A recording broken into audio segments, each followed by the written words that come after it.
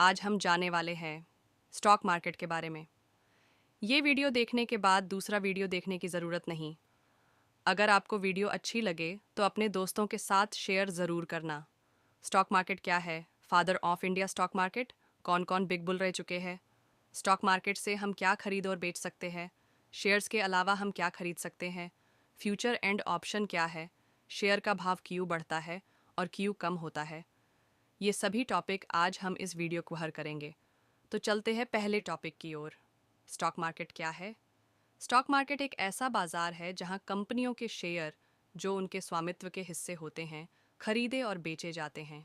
इस बाजार का मुख्य उद्देश्य कंपनियों को निवेशकों से पूंजी जुटाने में मदद करना और निवेशकों को उनके निवेश पर लाभ या हानि प्राप्त करने का अवसर देना है। इन्वेस्टमेंट गाइड सर, कुछ समझ में नहीं आया? चलो इसे अच्छी और समझने वाली भाषा में समझते हैं। स्टॉक मार्केट एक बाजार है, और बाजार क्या है ये आप जानते हैं। जैसे कि सी बाजार में जाने के बाद आप कुछ खरीदते और बेचते हो, उसी तरह स्टॉक मार्केट एक सिक्योरिटीज़ खरीदने और बेचने का बाजार है। इसमें आप शेयर, बॉन्ड, म्यूचुअल फंड और कमोडिटीज़ खरीद या बेच सकते हैं। अब आपको स्टॉक मार्केट समझ आया गया, लेकिन क्या आपको पता है इस स्टॉक मार्केट को सबसे पहले किसने बनाया और कौन है father of India stock market? Bharat में स्टॉक मार्केट की शुरुआत 19वीं सदी के अंत में हुई थी। सबसे पहले बॉम्बे स्टॉक एक्सचेंज बीएसई की स्थापना 1775 में की गई थी। मेन पदार्थी एलियास वॉरेन को माना जाता है, क्योंकि उन्होंने भारतीय स्टॉक मार्केट के संगठन और संचालन में महत्वपूर्ण भूमिका निभाई थी। बेयर और बिग बुल तो आपने सुना ही होगा, लेकिन कौन कौन बिग बुल रह चुके हैं क्या है आप जानते हैं? राकेश झुनझुनवाला, उन्हें भारतीय स्टॉक मार्केट का वॉरेन बफे कहा जाता है। उनका निवेश की दुनिया में एक बहुत बड़ा नाम है। रामधीर अग्रवाल, मोतीलाल ओसवाल के सह संस्थापक। रामधीर अग्रवाल भी भारतीय निवेश जगत के प्रमुख नाम हैं। उन्होंने भारतीय बाजार में बड़े निवेश किए और अपनी रणनीतियों से बहुत सफलता हासिल की। रघुनाथ जी, स्टॉक मार्केट में रघुनाथ जी का नाम भी एक बिग बुल के रूप में लिया जाता है। वे निवेश और व्यापार की रणनीतियों के लिए प्रसिद्ध हैं। के पाटिल, एल के पाटिल का नाम भी भारतीय स्टॉक मार्केट के प्रमुख निवेशकों में लिया जाता है। उनका निवेश का दृष्टिकोण और सफलता उन्हें इस श्रेणी में रखते हैं। विजय कुट्टी, विजय कुट्टी भी भारतीय स्टॉक मार्केट के प्रसिद्ध बिग बुल हैं, जिन्होंने निवेश के साथ साथ व्यापार की दुनिया में भी महत्वपूर्ण योगदान दिया है। आप यही सोच रहे होंगे कि हर्षद मेहता सर का नाम नहीं आया। हर्षद मेहता एक बड़े बिग बुल रह चुके हैं, लेकिन वो आपको पता है। मैंने आपको वह बातें बताना चाहता हूँ जो आपको पता नहीं है। चलिए चलते हैं हमारे अगले सवाल पे। स्टॉक मार्केट से हम क्या खरीद और बेच सकते हैं? Share, bonds, mutual funds, index, exchange traded funds, future and option, commodity, real estate, derivative, ये सभी आप स्टॉक मार्केट में खरीद या बेच सकते हैं। शेयर के अलावा आप क्या खरीद सकते हैं? शेयर में आप इक्विटी शेयर और प्रेफरेंस शेयर खरीद सकते हैं। उसके बाद डिबेंचर्स, डिपॉजिट, यह भी आप शेयर मार्केट में खरीद सकते हैं। चलिए आगे चलते हैं। फ्यूचर एंड ऑप्शन क्या है?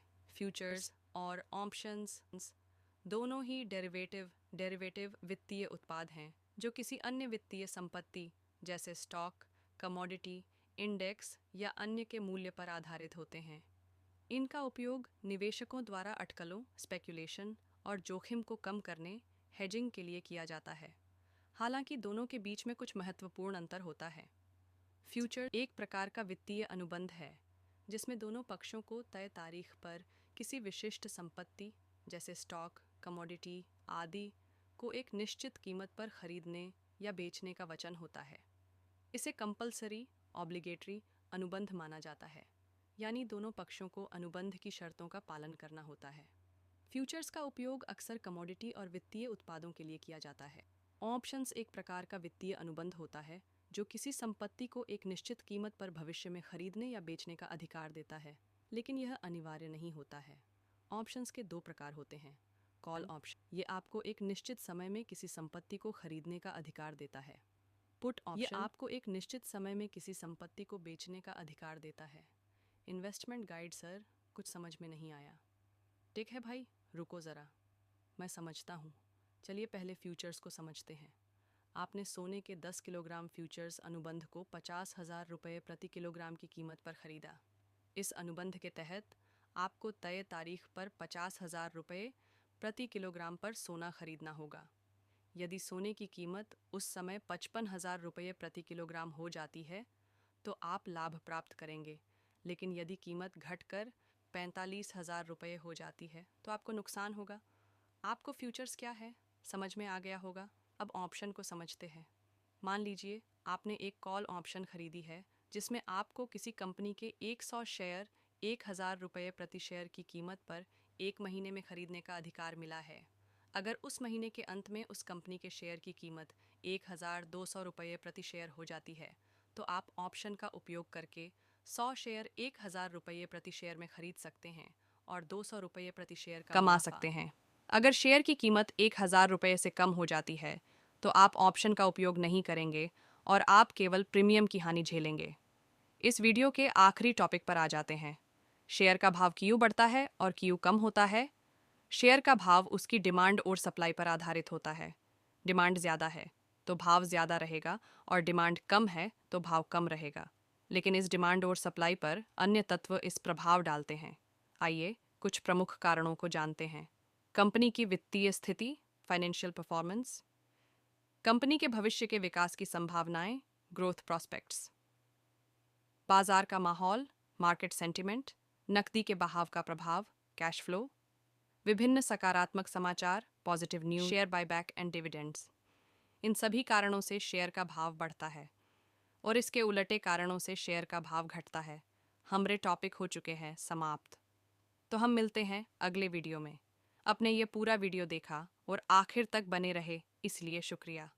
आप इन्वेस्टमेंट गाइड को सब्सक्राइब करना ना भूलें और अधिक जानकारी के लिए हमारे ब्लॉग वेबसाइट पर जाकर ब्लॉग पढ़ें।